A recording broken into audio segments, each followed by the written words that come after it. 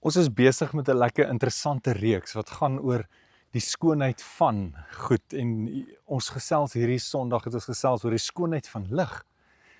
En ek het gewonder hoe pas 'n mens dit nou toe binne die konteks van ouerskap, jy weet hoe. En ek weet hoe meeste spasies of meeste plekke as ons sê Jesus dis mooi het waarskynlik die lig wat daarop val 'n baie groot deel daarmee uit te waai.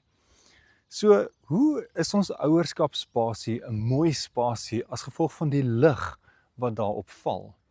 Ons weet dit van Genesis af is dit God se eerste woorde is laat daar lig wees. Jy weet dit is so of laat daar iets goed wees. Hoe is ons hierdie spasies van iets wat goed is vir ons kinders? Laat my 'n bietjie dink aan die beeld van 'n lighuis wat bote kan sien wat aangaan en kan kommunikasie hê om veilig te wees. Dalk is dit op 'n manier hoe ons kinders na ons toe terugkom en by ons kom raad en hulp vra. En dan dink ek nou sommer aan wanneer jou kind vir jou iets kom vertel wat nou moeilik was, wat nou soos, hier is nie so great om te hoor nie. As ek ontsteld raak daardeur en dat dit my reaksie is, dan kan ek net dink, dit gaan moeilik wees vir my kind om volgende keer weer dit te kom vertel. Want vir hulle om hierdie situasie te prosesseer, om uit te figure, wat moet ek hiermee doen? Wat moet ek hiermee maak?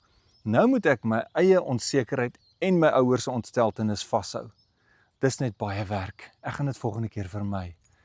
Waar as ons dalk net kan luister, laat net toe dat die lig op daai ding val. Deur nie angstigheid op dit te sit nie en gee jou kind die spasie dat hulle kan uitwerk. Vra dalk vra.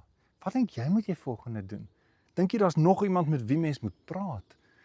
Laat hulle hom uitwerk en dat hulle toelaat om te sien, maar ek kan die lig ook ontdek. Ek kan ook hierdie lig gebruik en ek kan hierdie lig vertrou.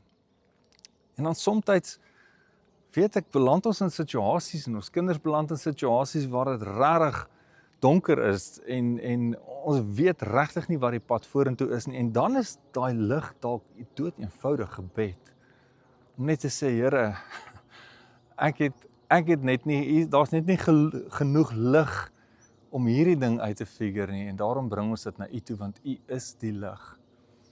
En een van my absoluut gunsteling tekste is Johannes 1 vers 5 wat sê, die lig skyn in die duisternis, maar die duisternis kon dit nie uitdoof nie.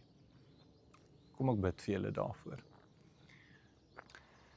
Here Jesus, ons wil so graag vir ons kinders 'n baken van lig wees, maar Vader, soms kry ons dit nie reg nie.